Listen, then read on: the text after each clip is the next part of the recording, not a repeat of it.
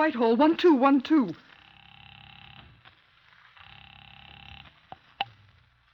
This is Scotland Yard.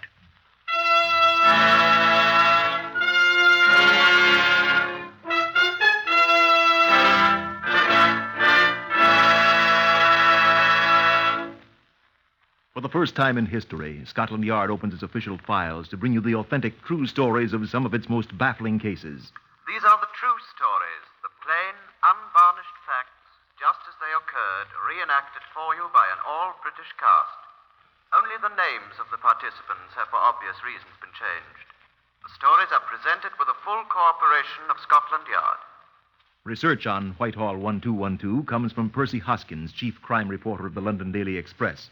The stories for radio are written and directed by Willis Cooper. Here is Chief Superintendent John Davidson, custodian of the famous Black Museum of Scotland Yard. Good afternoon.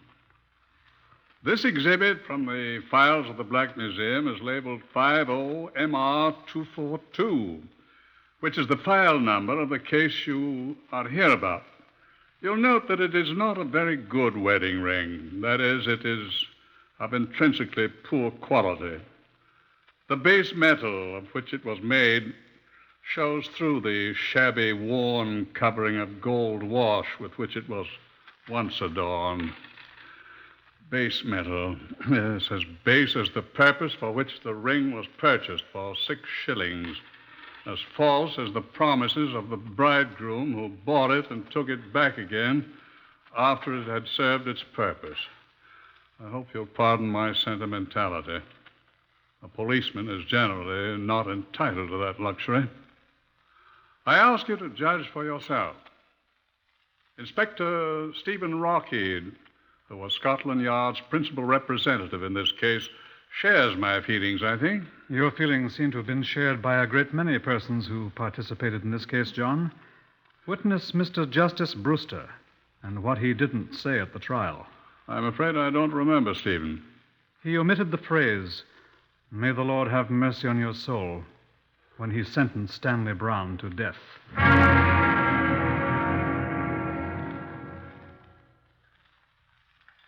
50-242 began for me with what, if it happened in a drama for the wireless, would be described as an incredible coincidence. A letter had been passed to my desk. It had been addressed to Criminal Investigation Department, New Scotland Yard. A letter from a man named Crittenden, living at Aston Clinton in Buckinghamshire. The CID receives dozens of letters of its type daily, and it is our generally tiresome duty to read them all. Whilst I was glancing over it, a visitor was announced. Before he sat down, he laid a 3-days-old copy of the Morning Telegraph on my desk. You're Inspector Rockheed? Yes? My name's Ramsey, Norman Ramsey, formerly of Blackpool, now resident in Shepherd's Bush. Yes? I've been carrying this paper around for 3 days. Why? This article here, sir. This one? Here. Highgate tragedy. Bride drowns in bath. That's the one. What about it, Mr. Ramsey? Well, I've come here because I was a witness to a very similar case 2 years ago. Where, sir? In Blackpool, where I formerly lived. A bride drowned in her bath just 2 days after her wedding. What was her name? Brown. I see. Well, Mr. Ramsey, you are to be commended for bringing this to our attention. That was her husband's name, I assume. Stanley Brown was his name. What happened to him, do you remember? I don't know. He went away the day his wife was buried. In rather a hurry, I thought. Are you making an accusation, Mr. Ramsey? I must admit I didn't like the fellow. Are you making an accusation? I am telling you what I know about an extraordinary coincidence, sir. Excuse me. Did you know the wife's maiden name? Oh, I believe it was Crittenden. Crittenden? No, that's right, yes, I'm sure. Alicia Crittenden. Oh, you've heard of the case? Do you remember how the late Mrs. Stanley Brown, the former Alicia Crittenden, was buried, sir? I most certainly do. It was the most shocking thing I'd ever heard of. She was buried in a common grave. With 3 other deceased persons in the cheapest part of the graveyard. How do you know that? Because I have a letter here in this morning's post from her father, relating the same facts you've just told me, and considerably more besides. You speak of a coincidence, Mr. Ramsey. Well, this is amazing. It's more than that, sir. I'm afraid I shall have to ask you a few more questions.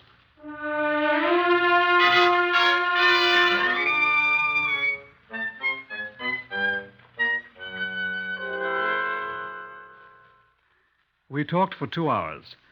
Mr. Ramsey remembered a great many things about the death of the bride in her bath at Blackpool. He remembered a representative of an insurance firm who'd asked him his opinion of Alicia Crittenden Brown as a potential risk for life insurance. He recalled having been asked to witness 2 newly drawn wills, one of the husband and one of the wife, in which each left the other everything. He recalled the circumstances of the fatal bath. Well, they had 2 small rooms on the first floor in this house. It was a sort of private lodging house, you see. Extremely charming people owned it, Mr. and Mrs. Ralston. I've heard that they've gone to America. Well, I remember the circumstances quite well indeed. The bathroom was just above the kitchen where the rest of us were sitting this particular Saturday night. Do you remember exactly when it was? Early in March, if I remember correctly. She was upstairs. I remember his saying to her, "Now, mind, don't get the bath too hot. Remember your seizures." Her what? Seizures. She had epilepsy, I believe. Well, then it was very quiet on the floor above us, and at last Brown said he was a bit worried about her and went up. Came back almost at once and said, "Oh, she's all right," or something like that. Sat down and played the piano for a while. Then he went upstairs again, and I heard him calling out that she had drowned. The doctor came, and that was the whole thing. And you have certain suspicions? Not enough to go to the police. Before, I mean.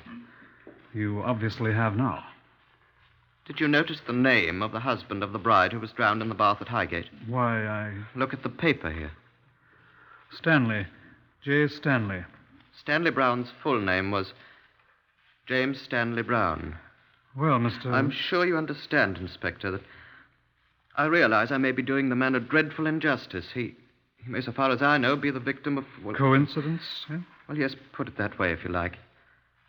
I shall never forgive myself if I've stirred up suspicion of an innocent man, but... You'd also... recognize him if you saw him. Of course. Never forget him. Tall, heavy man with a long face like a horse, perfectly bald head, and the most extraordinary eyes I've ever seen. Absolutely dead eyes. Like some primordial monster from the slime of an ancient sea. Are you a poet, Mr. Ramsey? I'm sorry. He is rather fishy looking. Yes, of course I'd recognize J. Stanley Brown. Excuse me. Will you put me through to the police at Highgate, please? Right. Ring me when you get them. I should like to ask you to come up to Highgate with me. Could you come this afternoon? Oh, this afternoon? Well, let me see. Sorry. That's all right. Inspector Rockheed speaking, Scotland Yard. Oh, yes. Hello, is that you, Richard? Oh, I wanted to talk to Chief Inspector Richard Yarber at Highgate. Right. Oh, there you are, Richard. Stephen Rockheed here. Oh, fine, thank you. How are you? The young woman who died in her bath, when was it? The day before yesterday? Right. Mrs. Stanley. I'd like to have a look at her husband, Richard. Where would I find him? I mean, does he live at... What? What's the matter, Really? sir? Can't hear you, old boy. Oh, when? What? Interesting. The same day she was buried, eh? What, sir? Shh. I'm very sorry. That's very interesting. How long had they been married? Says recently married in the paper here. 3 days. It's Brown, I know it. Sorry, sir. Well, yes, I would rather like to talk with him. I think we'd better pass the word to have him picked up.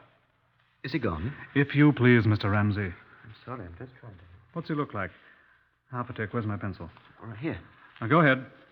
Tall, about 14 stone. Big chap, isn't he? What kind of extraordinary eyes? Well, that's him. Like an insane what? What? Thin and hatty? You do turn a phrase, Richard. Excuse me. What are you saying? Bald-headed. Ask him if he's bald-headed. Yes, bald-headed chap, is he? Oh, curly black hair. Well, That's not him. It can't be. Will you please be quiet, Mr. Ramsey? Well, he was perfectly... Sorry, Richard. Yes, thanks. Give our people here at the yard the fullest description you have, and thank you very much indeed. No, I'm not sure, but the circumstances of his wife's funeral do interest me. I'm very curious. Thank you. Is he gone, sir? He's gone, yes. And where do you suppose his bride is? Well, you said she was buried. She is buried in a common grave with 4 other miscellaneous corpses, just like the other bride of 3 days who died in her bath.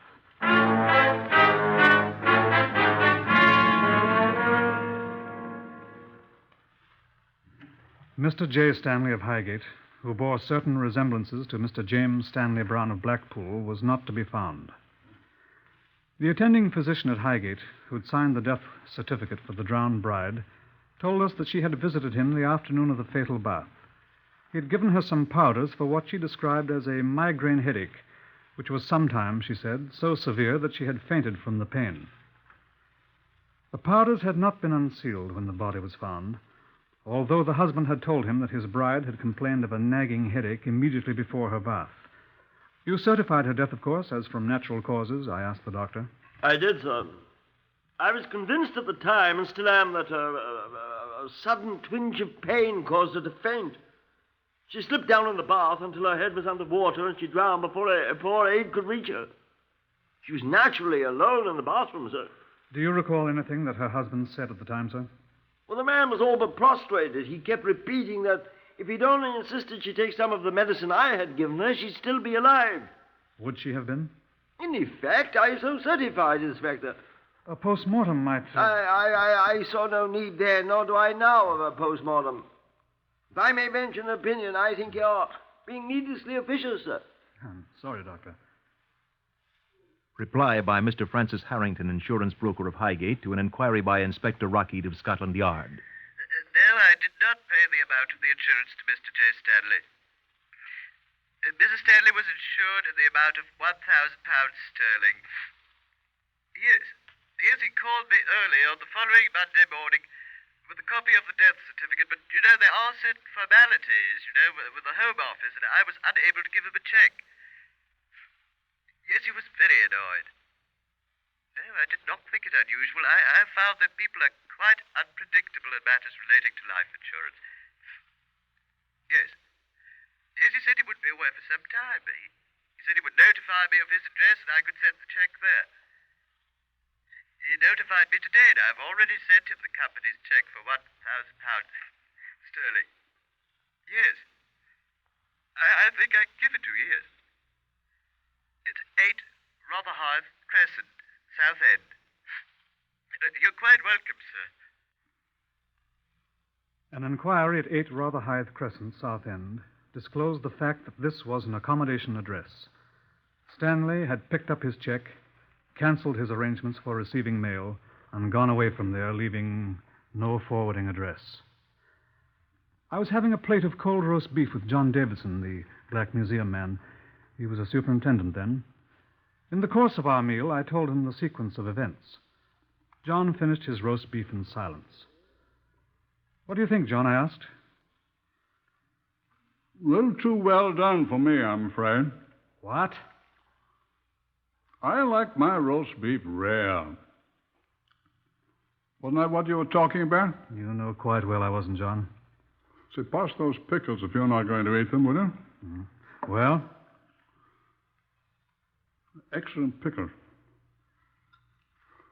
Why, if you're asking about the story of the brides in the bath, Stephen... I am.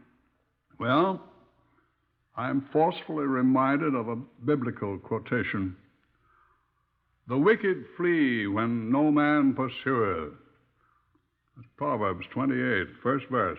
We're pursuing this fella. Yeah, but he doesn't know it. As far as he knows, no man is pursuing him. Yes, but he... And he's obviously fleeing. Therefore, he must be wicked. QED.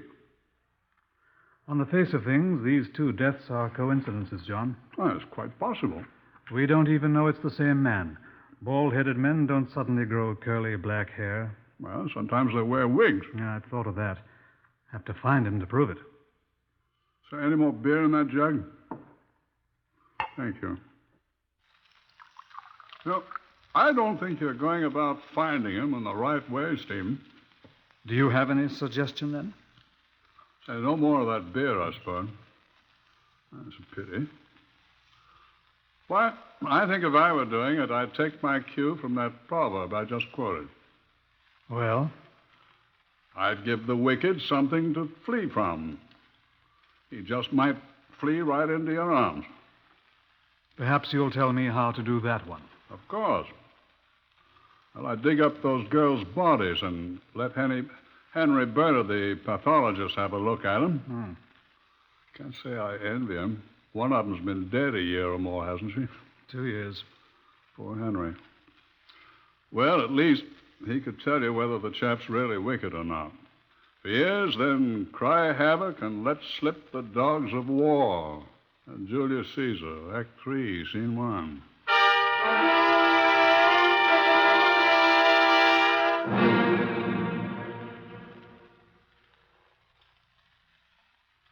After a series of annoying explanations on my part, I succeeded in obtaining the necessary permission to exhume the bodies of Alicia Crittenden Brown at Blackpool and of the late Mrs. J. Stanley at Highgate. Henry Bernard, the long-suffering pathologist, was assigned to perform the postmortems on both bodies. Accordingly, he proceeded first to Blackpool in Lancashire for the first of the examinations. I waited impatiently. 2 days later, I received a telephone call from that well-known watering place. It was, of course, Bernard. Henry Bernard here, Rocky. Well, I'm finished. It's, of course, impossible to say at this late date whether the woman was really a sufferer from epilepsy. I told you that before I came up here. What? No, there's no evidence of any organic disease. No, she wasn't poisoned. No, there's no indication whatever of any wound of any kind on the body. Lacking any other evidence, I can assure you there is none. We must accept the fact that she drowned as a result of an epileptic seizure. No, there can be no more to add. Excuse me, there's I somebody at am, the however, door. conferring this evening with the doctor who signed the death certificate. Excuse me, sir. Yes, you what were do you on the want? telephone and I'm Water talking Street on the- police station just telephoned you. They waited, but then they said they wouldn't wait any longer. And pleased to give you the message at once, as it is extremely important. Well, spit it out. What do they want? It was Inspector Wogan, sir. He said to tell you that there's a lady complaining to them that her husband is threatening to kill her. Now, look here, Constable. I'm in no mood to be bothered with details that can be handled by... Tell them to do their own work. I'm busy. Of all the... Hello, Bernard. Hello, are you there? Hello. Oh, he's hung up, damn it. Now, look here. Well, they said you'd be most interested when you hear the lady's name, sir. Well, what is her name, then? Mrs. J. Stanley Brown, sir.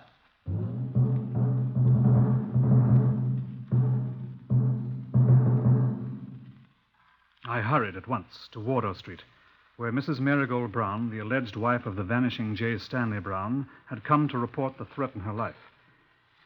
She was a tall, angular woman, singularly unattractive, wearing a shapeless gray tweed coat and a series of large aluminum bracelets which clanked. She sat stiffly in an uncomfortable chair and answered my questions quietly. Yes. We've been married for 11 years, Stanley and I. You could, of course, produce your marriage certificate, Mrs. Brown. I have it at home. Mr. Brown and you live together? He's away a great deal. I'm alone for several months at a time. Where does he go? His business takes him to various parts of the country. What is his business, Mrs. Brown? I'm afraid I don't know. Does he... He doesn't give me much money. When he's away, I generally go into service. I'm considered quite a good housemaid. Do you know what your husband does when he's away from home? I think he deals in second-hand goods in various places. Do you hear from him when he's away? He sends me picture postcards. From where, for example? Portsmouth, Bristol, various places, Blackpool. Where? Blackpool. That was a long time ago. 2 years. He doesn't tell me his business. This is the first time he's threatened your life. I've been a good wife to him all these years. Would you answer my question, please, Mrs. Brown? Well, he said things in the heat of the moment. Not threatened me, but he said he wished he was well rid of me. And this time? He meant it. I could tell from his face that he meant it. I could tell by the way he shouted. And he laid hands on me, too. Your eye. Yes. What was the occasion for this? I don't ask Stanley for money very often. But this time I knew he had some money. He'd been drinking when he came back from Highgate. Highgate, you say? Yes. When I asked him if I could let me have £2 for a new dress and coat, he flew into a rage. He'd been drinking, I said. And he flew at me and broke my glasses and threatened my life. Just what did he say to you, Mrs. Brown? He said he'd take me and drown me.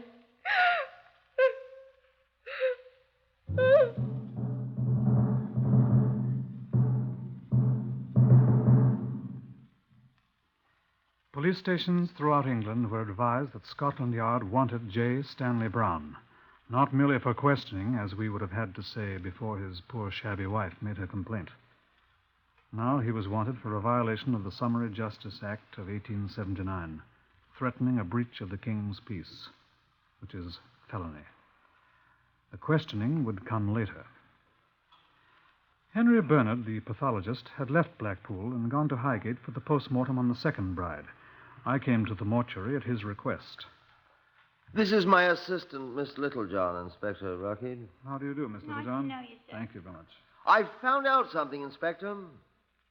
Come over here, please. Dead bodies don't bother you, I hope. Oh, no. I've brought the last Mrs. Stanley, he called himself at Highgate, didn't he? Stanley, yes. Mm-hmm. Well, there's nothing at all I could discover on the one at Blackpool. But this one is much more recent, you see. A little more than a week. Yes. She must have been quite good-looking. Puzzles me why girls like this will marry such rascals. I understand he's hideous. So we hear. Well, what did you find to show me? Well, I'll get to it in a second. First, though, the bride at Blackpool. She didn't have any epilepsy. I thought you said you couldn't be sure. I can be sure of one thing. Look, I've had a bathtub brought in here. Where? Oh, there. Well, what's Now, that? be patient, be patient. This is exactly the same type of bathtub in which the woman at Blackpool was drowned. And by another of those coincidences you're so fond of, also the same as the one at Highgate. I've seen them both. Now I'm going to show you something. Miss Littlejohn. Yes, sir. Oh, I hope that water isn't cold. You've had it filled? Of course. Now, Miss Littlejohn, if you'll take off your clothes. It's all right, Inspector. I've got a bathing suit under my smock. Oh, no, you didn't think... Take off your shoes, Miss Littlejohn. Oh, yeah. All right. Now get in the tub. I feel most awfully silly. You'd feel sillier without your bathing suit. Get in, please. Yes, sir. Oh, I thought you said this was warm. Sit down. Oh. Now, the first reaction in an epileptic seizure is a sudden stiffening of the muscles, especially of the legs. Miss Littlejohn will now stretch out her legs sharply. Observe. If you please, Miss Littlejohn. Oh, you like this? Uh-huh. There we are. Well, nothing happened. Of course. An epileptic would merely prop herself against the foot of the tub, her back resting against the slanted end, and her head out of the water, like Miss Littlejohn. She's wedged in there. But if her legs were relaxed... Show Miss Littlejohn. Here you are, like that. Now, I'll show you something else. Step around here to the end of the tub. Now, be careful now. Take off your coat. Doesn't matter if your shirt sleeves get wet. Well, what are you going to do? You're going to do it. Reach down in the water. Now, do be careful. Take hold of Miss Littlejohn's ankles. Well, Go on. Excuse me, Miss Littlejohn. Oh, now, do be careful now. Lift her feet out of the tub. Oh. Hold her feet up. Hold them up. Hold her up. But her head, it's underwater, man. Of course, old chap, she's drowning. That's the way the young lady over there on the table was murdered. Oh, I say, drop her feet. She is drowning.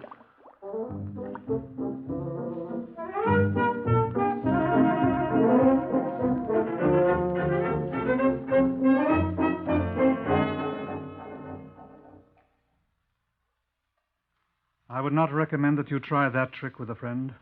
It took artificial respiration to revive Miss Littlejohn. And when Bernard showed me marks on the ankles of the drowned bride, marks that fingernails would have just fitted into, well, we measured the tiny scars and photographed them for comparison with the fingers of Stanley Brown, should we ever catch him. It was almost exactly 7 weeks later. I had a telephone call from Mrs. James Stanley Brown, the living one. "Please come to my flat at once," she said. "It's of the highest importance." I went there. Mrs. Brown was quite excited. I'm so glad you've come, Inspector. What's happened, Mrs. Brown? Oh, Inspector, I want to withdraw the charge against my husband. Please say I can withdraw it. Why, Mrs. Brown, Please say I may. Oh, please. I'm afraid I'll have to know more about this, Mrs. Brown, before I can answer Oh, that. it's quite simple. We've made up again. You've what? Oh, I know, but, we've decided it was so awfully silly for us to be quarreling, and he's promised. You've seen your husband? Yes, he came back to me. And we've had such a long talk. We're going to start over again, and... Whose idea was this? Why, his, of course. And now I want to cancel a silly charge I laid against him. It wasn't a silly charge, Mrs. Brown. I'm so ashamed of myself. I simply must have you drop these charges. They're only a formality anyhow. Oh, we're going to be so happy. Already he's begun to treat me just like a bride, Inspector. Where is he now, Mrs. Brown? The dear, great boy. Where is he, please? You won't believe it, but he's upstairs right this minute, preparing me an heavenly bath. Just like a bride. She wept bitterly when I arrested him in the bathroom alongside the inviting full tub, stinking of cheap bath salts for this pathetic last bath. Despite the things he'd done to Marigold Brown, her dreams died hard. But they died when she heard the story of the other brides who had had their baths. Henry Bernard proved the points he'd made to me and Miss Littlejohn. In the face of it all, Stanley Brown confessed. On that day, Marigold Brown stopped weeping and believing in this black-hearted man. He was found guilty, of course, and sentenced to death. He was guilty of the death of 3 women. On the day he was hanged at Wandsworth, Marigold Brown committed suicide. I think there's some good advice in what Superintendent John Davidson told me. Give the wicked something to flee from. Sometimes they'll flee right into your arms.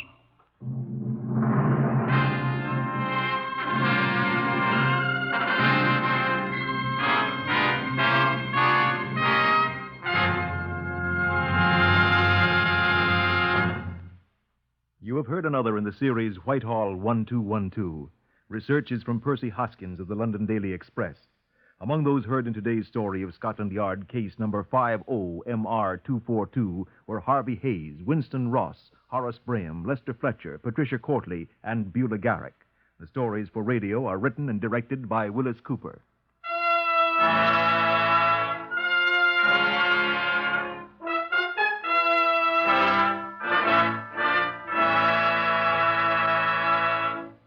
The fight against cancer is your fight. You're personally concerned with this disease, for anyone can develop it. And there is something you can do to protect yourself and your family. First, familiarize yourself with the facts about cancer. Interesting, easy-to-understand literature may be obtained from the local unit of your American Cancer Society. Guard your family and strike back against cancer. Mail a generous contribution to Cancer in care of your local post office. This is NBC, the national broadcasting company.